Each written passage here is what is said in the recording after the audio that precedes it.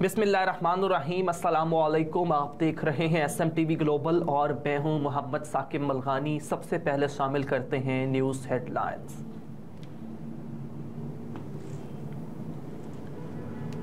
नवाज शरीफ की वापसी पर गिरफ्तारी का कोई चांस नहीं। इसहाक डार ने कहा कि नवाज शरीफ बुध को सऊदी अरब पहुंचेंगे, जहां वो उम्रा अदा करेंगे और मदीना मुनव्वरा जाएंगे। नवाज शरीफ एक गल्फ मुल्क से 21 अक्टूबर को पाकिस्तान पहुंचेंगे। उन्होंने कहा कि नवाज शरीफ की वापसी पर गिरफ्तारी का कोई चांस नहीं। वापसी पर वो प्रोटेक्टेड कस्टडी और ट्रांजिट जमानत लेंगे। इसहाक डार का कहना था कि कोशिश है आइंदा इंतखाबात में वाज़ेह अक्सरियत हासिल करें। नून लीग का बयानिया होगा कि मईशत की बहाली बेहतरीन इंतकाम है। साबिक वज़ीर ख़जाना ने कहा कि प्रोजेक्ट इमरान के किरदारों पर सच्चाई कमीशन हमारे एजेंडे में शामिल है। अलबत्ता कोई ऐसा इक़दाम नहीं करना चाहते जिससे इंतकाम की बू आए। सच्चाई कमीशन 2011 से प्रोजेक्ट इमरान के किरदारों के हक़ाइक़ सामने लाएगा।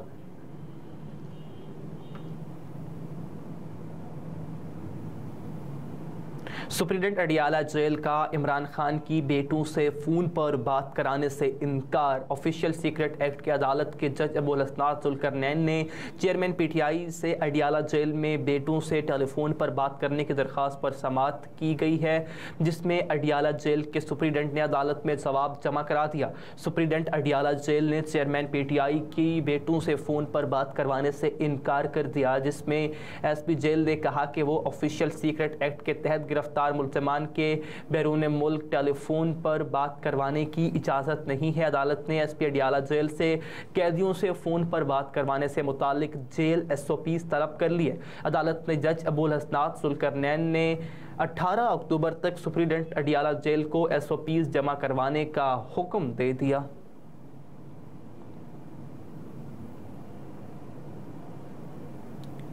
हुकूमती सतह पर गैर कानूनी तारकीन वतन को मुल्क छोड़ने की डेडलाइन से कबल ही कराची से अफगान तारकीन वतन ने इनखला शुरू कर दिया। कराची के मुख्तलिफ इलाकों में तारकीन वतन की बड़ी तादाद आबाद है। गैर कानूनी तारकीन वतन दहशतगर्दी, कब्ज़े, मंशियात व असलहा की तरसील जैसे जराइम में मुलव्वस पाए गए हैं। वफाकी हुकूमत की जानिब से मुल्क भर से गैर कानूनी तारकीन वतन को पाकिस्तान छोड़ने के लिए 31 अक्टूबर की डेडलाइन दी गई है, जिसके बाद कराची में सहराब खोट अफगान बस्ती से बड़ी तादाद में अफगान शहरियों ने नकलो मकानी शुरू कर दी है। उनका कहना है कि हुकूमत को मुल्क छोड़ने के लिए कुछ वक्त और देना चाहिए था। एक अंदाजे के मुताबिक गैर कानूनी आबाद अफगान शहरियों की तादाद 4 लाख के करीब है, जबकि इलाकाई ज़राए का बताना है कि सहराब घोट अफगान बस्ती से पीर के दिन 15 से ज़ायद बसें अफगानिस्तान के लिए रवाना हुई हैं।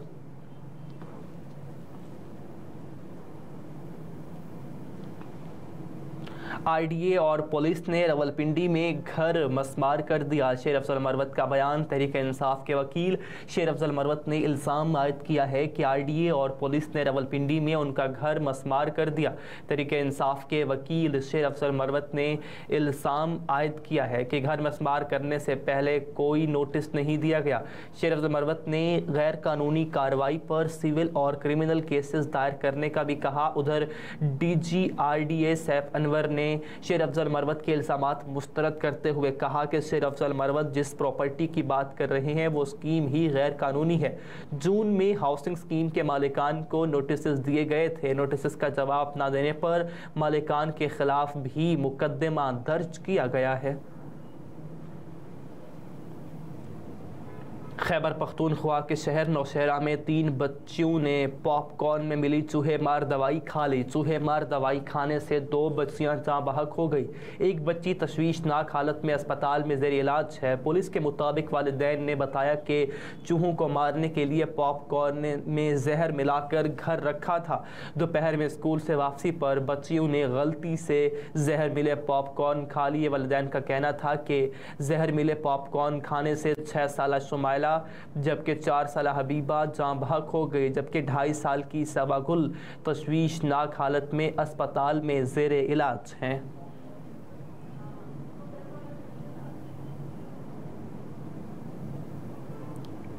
इसराइल पर हमला करने वालों के हाथ चूमते हैं। आयतुल्लाह ख़amenei का कहना, ईरान के सुप्रीम लीडर आयतुल्लाह ख़amenei का कहना है कि इसराइल पर हमास के हमले में ईरान मुलव्विस नहीं है। गैर मुल्की मीडिया के मुताबिक मंगल के रोज़ टीवी पर खिताब में ईरान के सुप्रीम लीडर आयतुल्लाह ख़amenei ने इसराइल पर हमास के हमले को सराहते हुए कहा, जिसने सहूनी रियासत पर हमला किया हम उनके हाथ चूमते हैं। उन्होंने कहा कि इसराइल पर हमास के हमले में ईरान मुलव्विस नहीं था, लेकिन इसराइल पर यह हमला उसकी फौज और इंटेलिजेंस के लिए नाकाबिल तलाफी शिकस्त है। आयतुल्लाह ख़amenei का कहना था कि हमास के तबाहकुन हमले ने इसराइल के अहम इंफ्रास्ट्रक्चर को तबाह कर दिया, जिसकी तलाफी इतनी आसान नहीं है। ईरान के सुप्रीम लीडर ने इसराइल को ही उसकी अपनी तबाही का जिम्मेदार करार दे दिया। वाज़ेह रहे कि हमास ने इसराइल पर हमले के बाद अमेरिका ने इल्ज़ाम आयद किया था कि हमास के हमले के पीछे ईरान मौजूद है। ताहम अमरीकी हुकाम ने फौरी तौर पर ईरान के मुलव्विस होने के कोई इंटेलिजेंस शवाहिद पेश नहीं किए थे।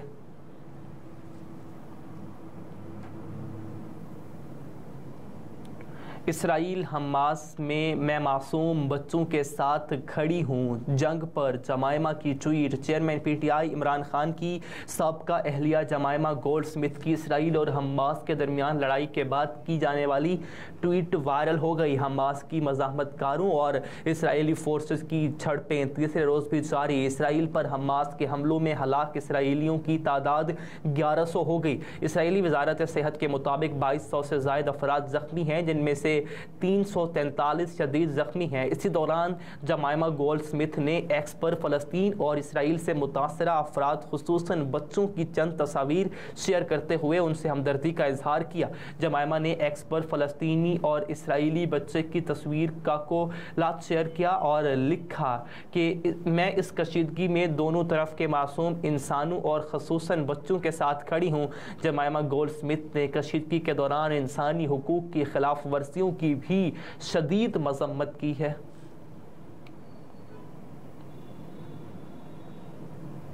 ज़ैनब अब्बास के खिलाफ प्रोपेगेंडा करने वाले भारतीय वकील ने प्रेजेंटेटर के भारत छोड़ने को बड़ी फतह करार दे दिया। भारतीय वकील विनीत जंदाल ने हठधर्मी का मुजाहरा करते हुए सोशल मीडिया पर बयान जारी किया और पाकिस्तानी प्रेजेंटेटर ज़ैनब अब्बास के भारत छोड़ने को बड़ी फतह करार दे दिया। मेहमान नवाजी की रिवायत पामाल करने पर भारतीय वकील ने शर्मसारी की बजाय ढिठाई का मुजाहरा किया और एक्स पर बयान जारी कर दिया है। वकील विनीत जंदाल ने लिखा कि ज़ैनब अब्बास के खिलाफ एक्शन लेने पर शुक्रगुजार हूँ। साथ ही वकील ने आला भारतीय हुकाम का शुक्रिया अदा किया कि उन्होंने बरवक्त कार्रवाई की। विनीत ने दावा किया कि ज़ैनब को भारत से निकाला गया, जबकि इंटरनेशनल क्रिकेट कौंसिल के तर्जुमान पहले ही ज़ैनब अब्बासी को डिपोर्ट करने की खबरों की तरदीद कर चुके हैं।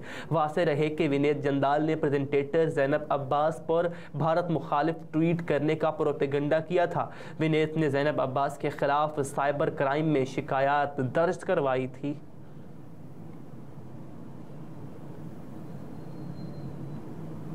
नासा के खलाबाज अब डिज़ाइन सूट पहनकर चांद पर कदम रखेंगे। अमरीकी खलाई इदारे नासा के खलाबाज डिज़ाइनर स्पेस सूट पहनकर चांद पर कदम रखेंगे।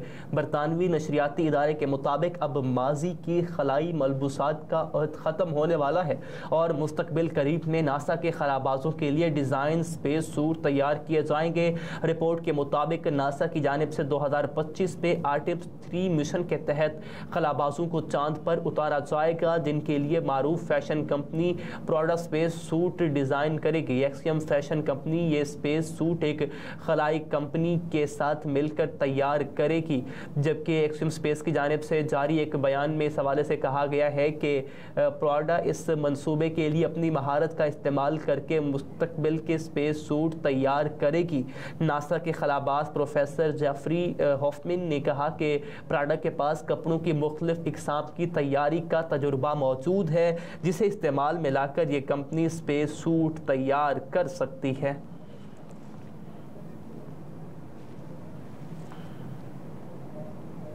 और बाबर को देखकर ऐसा महसूस होता है जैसे कोई खजाना निकल आया हो। रमीज़ राजा का बयान। साबिक चेयरमैन पीसीबी रमीज़ राजा ने कप्तान बाबर आजम को पाकिस्तान में इतनी अहमियत मिलने की वजह उनकी कम उम्री में कामयाब कप्तानी को करार दे दिया।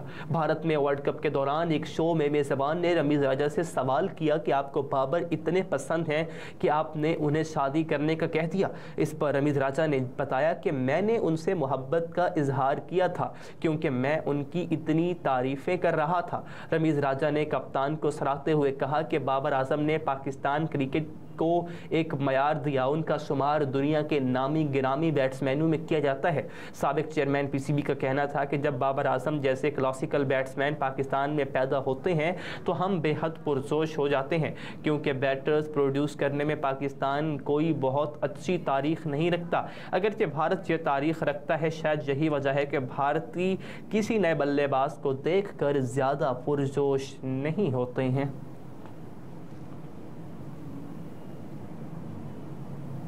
हेडलाइंस आप जान चुके हैं। न्यूज़ स्टूडियो से अब तक के लिए इतना ही। मज़ीद बाखबर रहने के लिए देखते रहिए SM TV ग्लोबल।